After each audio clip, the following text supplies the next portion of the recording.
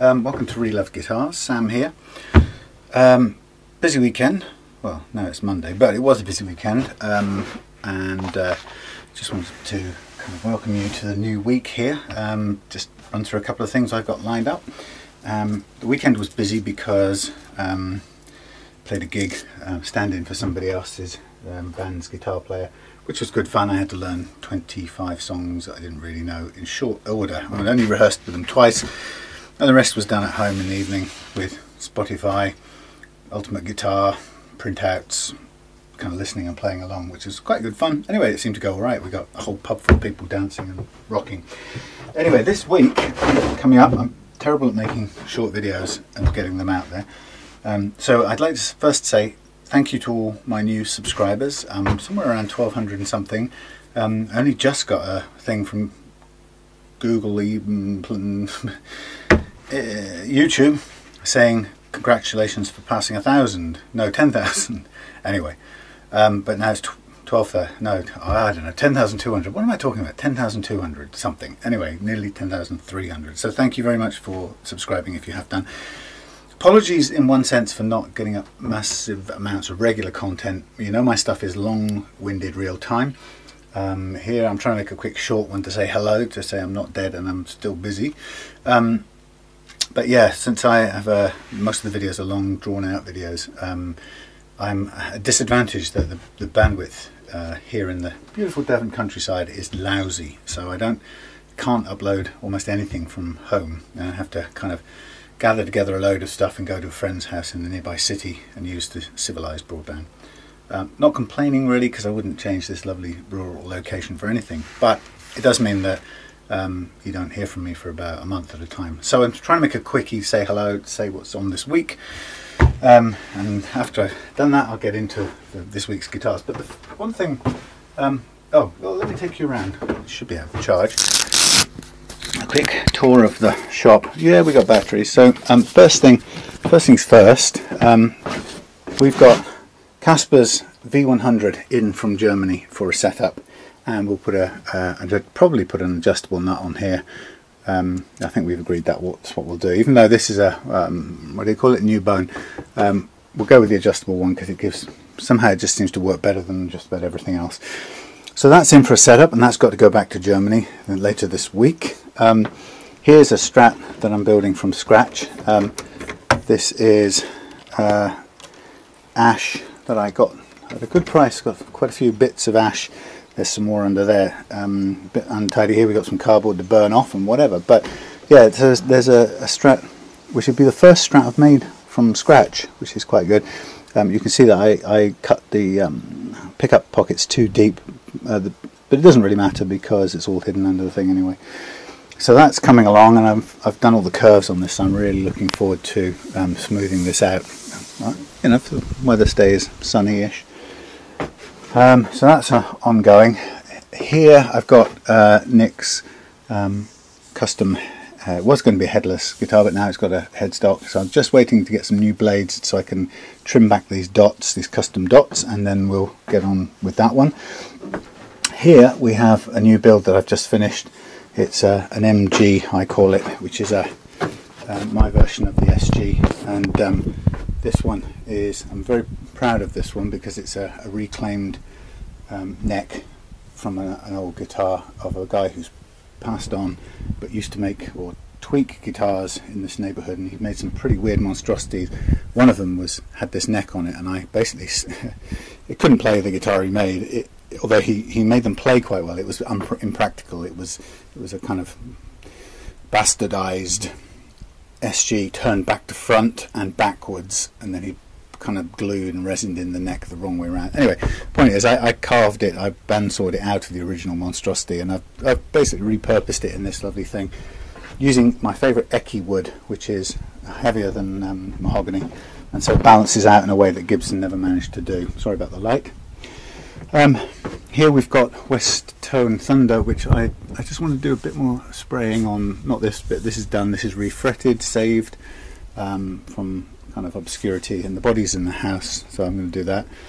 And then under here we've got, well, somewhere here we've got Al's refretted Encore, Indian Encore neck waiting to be buffed out, which I'm hoping to do today. And that goes with Al's strap body under there. So once we get the neck buffed out, we can put that together. So that's what I wanted to just introduce you to this week's stuff, and that's only a fraction. There's more guitars coming in, so it's going to be busy. What I wanted to kind of just show you was this, because I'm terrible at promoting my own guitars for sale, and I do have a few for sale, and this is the latest one coming through. And this is the SG, or I call it the MG, stands for Morris guitar. And this is that reclaimed neck, cut out of the weird thing it was built into. So we've got reclaimed neck, we've got locking tuners up here, we've got ekki body with some shellac and then some satin nitro on top of that. And what we've got is a Seymour Duncan quarter pounder here and a Seymour Duncan JB humbucker there. And it's out of tune because I haven't finished it yet. So it's not quite finished. What I have to do is I'm going to restring it. I'm going to adjust the neck relief and just change the intonation isn't right yet. So I'm just going to move all the saddles forward a little bit because they're too long at the moment.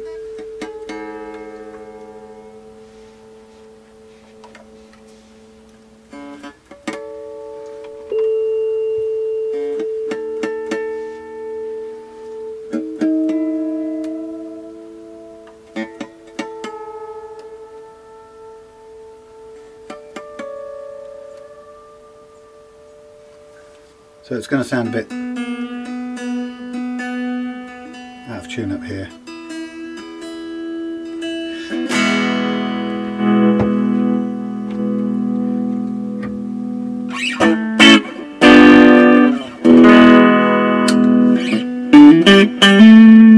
That's a nice quarter pounder.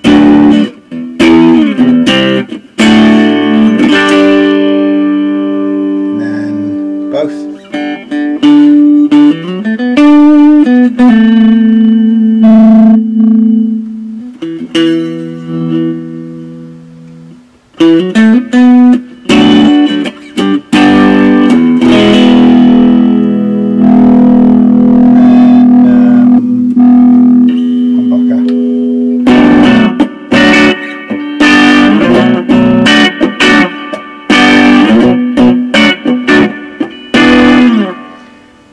JB, good old-fashioned Seymour Duncan, and then a Tone Pro style bridge. It's not a Tone Pro, it's a good reproduction. Let's keep the sort of costs down a little bit. You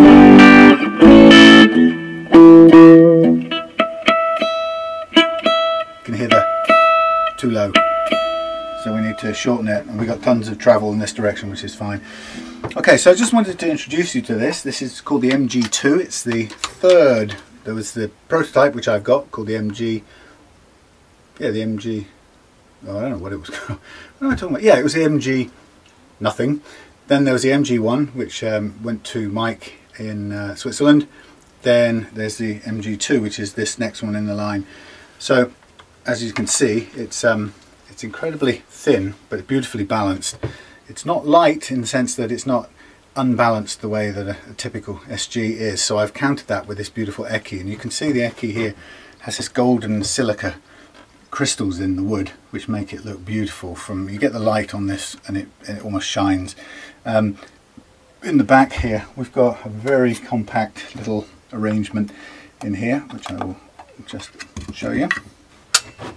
We have got a cut down three-way switch using the 90-degree one, but it's just, I've shaved the unnecessary portion of the switch off, which allows me to fit it in this very shallow body. But it also, I've decided to put the switch there and put the jack on the side, which gives it way more strength than the traditional SG, which usually ends up splitting where the hole is there. So here we have the volume, master tone. There's no coil splits or anything. I'm waiting for the other knob to match this one to arrive. But yeah, it's a very compact little arrangement. So we've got the three-way switch, we've got the tone, we've got the volume here, and in here we've got a little tiny block of lead sheets which I've just tucked in there, which just about makes it balance the way I want. It was on a really shiny strap, it was a tiny bit still wanting to slip a little bit. This guitar, this design would ultimately be slightly better with this much thickness of ekki, which is a really great weight, but with like a 4 or maybe even maximum 5mm figured top of some other kind of timber. But each time I think about doing that, I look at this chocolate coloured ekki and I just love it, and I can't bring myself to cover it up. Now the reason I'm kind of restricted to this width is simply because the recycled or the salvaged ekki that I found in the scrapyard, this one's a bit, that's right. It's that thick of the most. So I've got these used to be long structural support timbers in a power station somewhere in Devon, and it's, I don't know, they were built some 80 years ago or something, 90 years, something like that.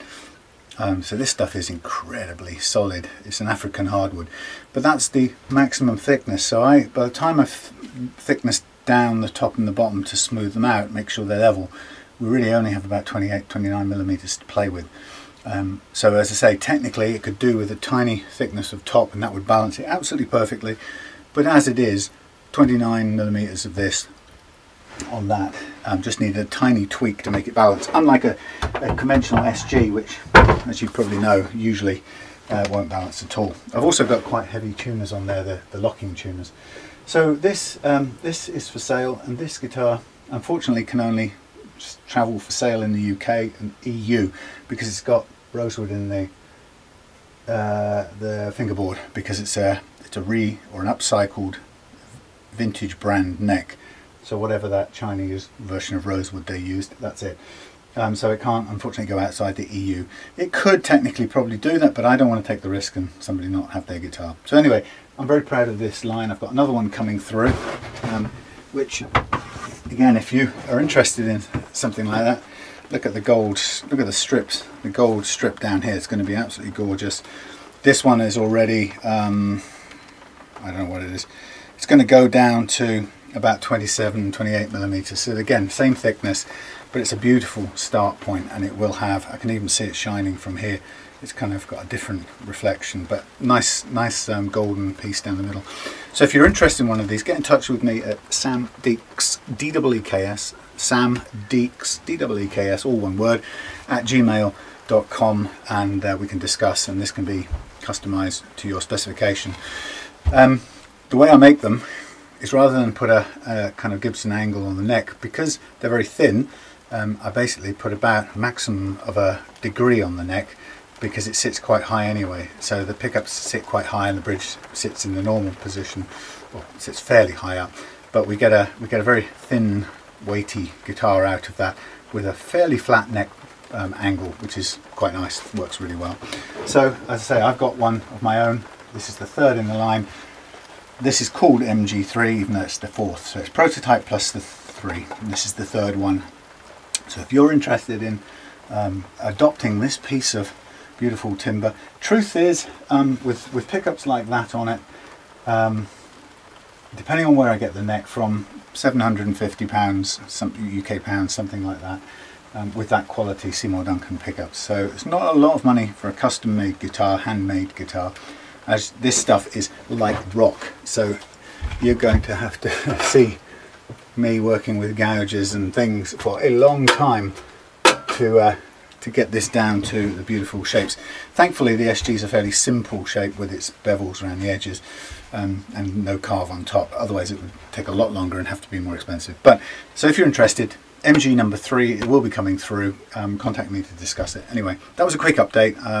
I'll try and upload this soon. Meanwhile, the guitars I mentioned here, for example the V100 that I'm going to set up right now, and Al's Encore India Strat, those guitars will feature in their own videos, which hopefully again you'll see in the not too distant future. Thanks for watching, thanks for subscribing, thanks for liking, and thanks most of all for supporting and adding constructive comments. There are one or two occasionally that get people just wanting to show how right they are about something, and they get hidden from the channel because I don't do negativity in my life. I don't mind challenge, constructive challenge, but it has to be polite, the way I would treat you if you and I disagreed about something, no matter how fundamental that disagreement is.